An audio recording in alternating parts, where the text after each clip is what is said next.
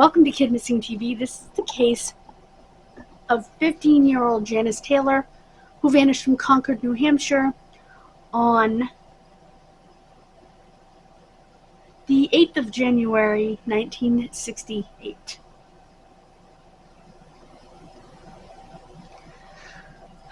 She was about 5'3", 110 pounds at the time of her disappearance. She was white.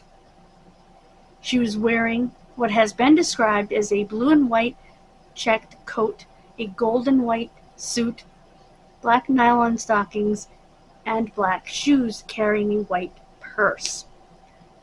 Her distinguishing features are that she was Caucasian. She had brown hair, brown eyes. She had a scar behind her left ear from an abscess.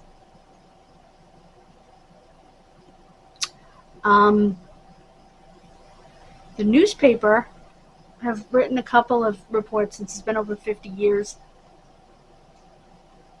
Newer reports.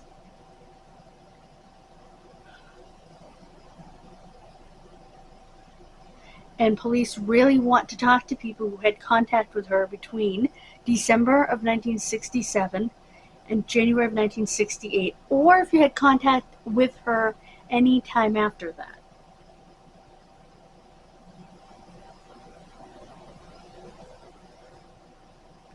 She had been bounced around from multiple addresses. State Street, School Street, the Alusa Trailer Park on Manchester Street.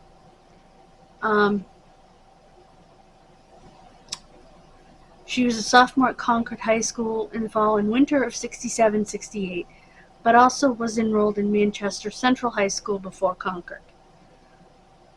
She grew up in Warner with 8 siblings and enjoyed 4-H activities and riding horses.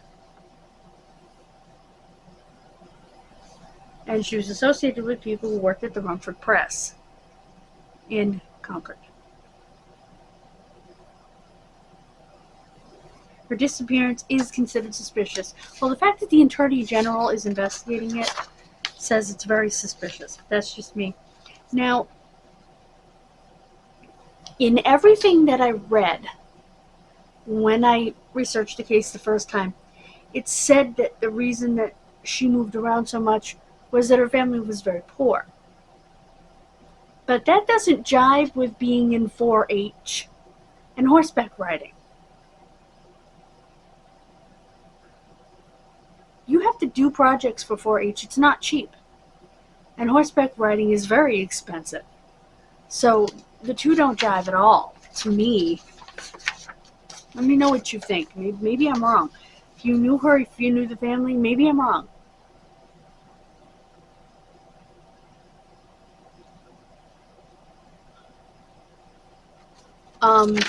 Police also want to hear from people who had been living in Concord but attending school in Manchester. They would like to hear from people in Warner, where she grew up. Anyone associated with her or has any information, no matter how small, please call Detective Paul Shaughnessy at the Concord Police Department at 603-230-4934. That's 603-230-4934. Or email pshaughnessy at concordpolice.com. Is this her brother? Yeah. Her brother, Paul, talked to reporters on the phone recently.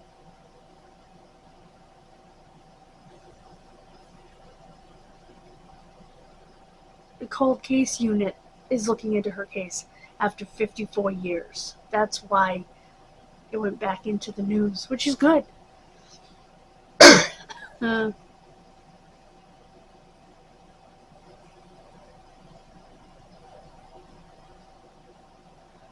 He said, quote, "It was very turbulent. He was 11 when his sister vanished. He now lives in San Diego.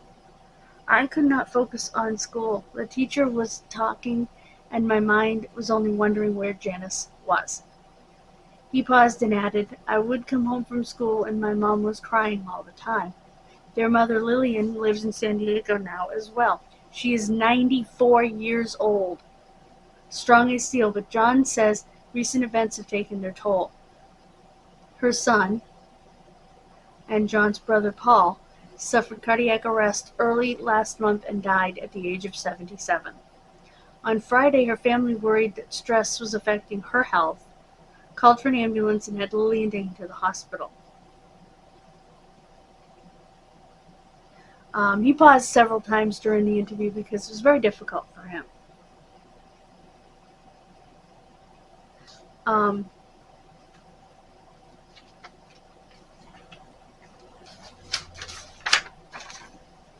It's been a rough morning, he said. Usually, bad news follows a timeline. Then at its conclusion lingers in the background forever. In this case, the timeline thus far is endless.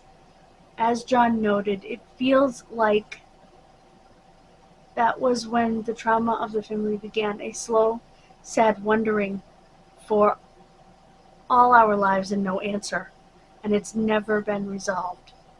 Bill and Lillian Taylor had 9 children. The kids grew up in Warner and Manchester and Concord, and went to school in those districts. John said his sister loved horses. She worked at a nearby stable and rode as often as she could. Once the family moved here, police say she lived on North State Street, School Street, and Alusa Trailer Park, where Janis often babysat a little boy, a family member. And John begins playing detective.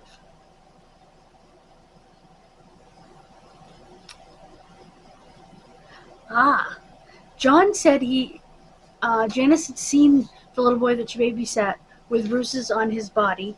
She confided in family members, and he said that she believed a man she had seen around, a man somehow connected to the family, but not a relative, was responsible for the injuries. The boy, not yet 3, died at the hospital. John has no evidence tying the man to Janis' disappearance, of course. All he says is to read the newspaper report from 1969. The man was sentenced to 1 year in jail with 10 months suspended for pleading guilty to second-degree manslaughter in the death of the boy. He was accused of kicking the boy in the abdomen, and the boy died 4 days later. So he spent 2 whole months in jail?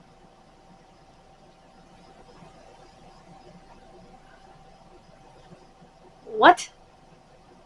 I'm sorry, that just doesn't...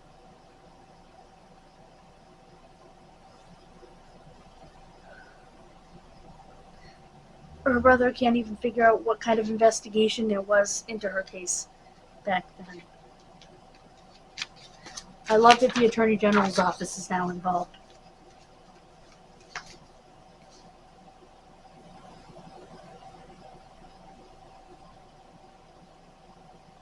She was waiting at the corner for her ride home from school when she vanished.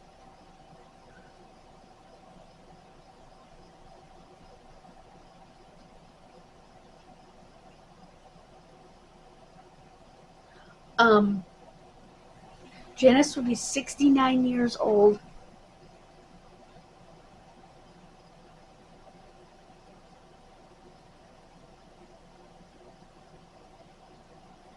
And here's something interesting to me. Calls to schools, libraries, and historical societies in the Warner and Concord areas suggested that her name and story lay beneath the surface, somehow forgotten by most individuals old enough to remember. She's officially labeled deceased.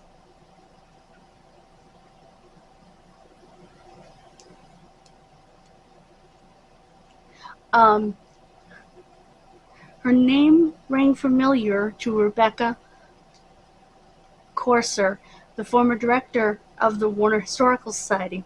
"I assume you're calling to ask about Janis Taylor," she said, opening her conversation with the reporter. "She is a contemporary, about the same age as me, but I didn't know her real well." The staff at the school made the yearbooks from that time period available.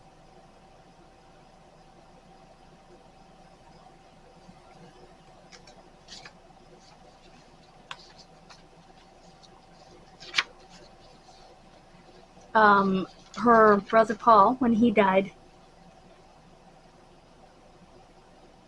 her niece, Alyssa Mulligan of Pelham, New Hampshire, wrote her father's obit saying that Paul, as well as Janis, were the children of Lillian Margison, now 94, and the late Bill Taylor. Paul graduated in '65 from Simon's High School in Warner, the predecessor to Kearsarge Regional.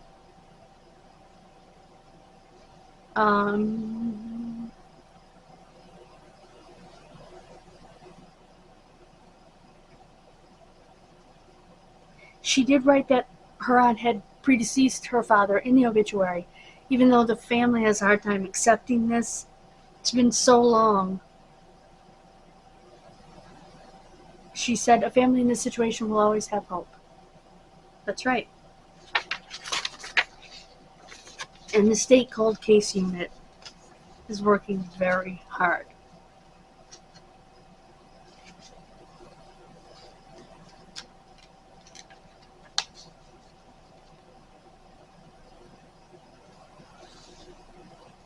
So I'm gonna give you the phone numbers again.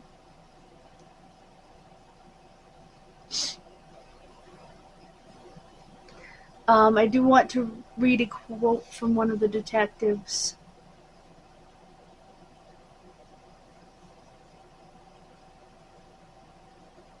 They did not explain why her association with Rumford Press was significant, but they did say, "We cannot comment on the information obtained in the investigation to date, or why the investigators determined that now was the right time to ask for the public's assistance," Detective Morrell said. If you have any information, I want to give you the phone numbers a second time. Concord Police Detective Paul Shaughnessy at 603-230-4934. That's 603-230-4934. Or, of course, his email, pshaughnessy@concordpolice.com.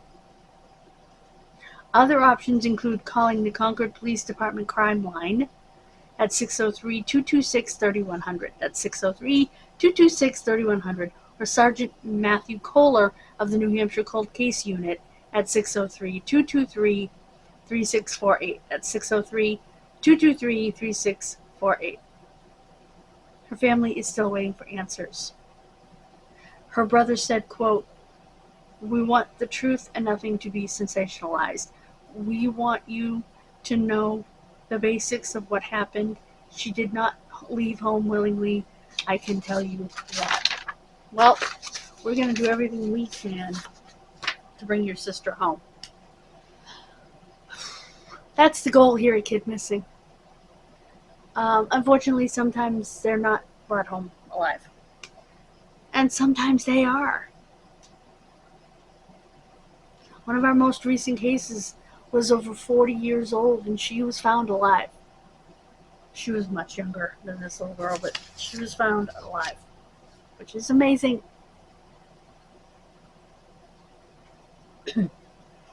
Thank you so much for joining me. We are so close to our goals, guys. And it's all because of you.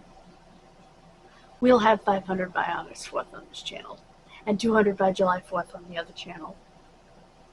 Thank you so much, guys. God bless you and have a wonderful rest of your day. Please check out the videos on the other channel for today as well. Over on Monkey's World. Bye, guys. God bless you.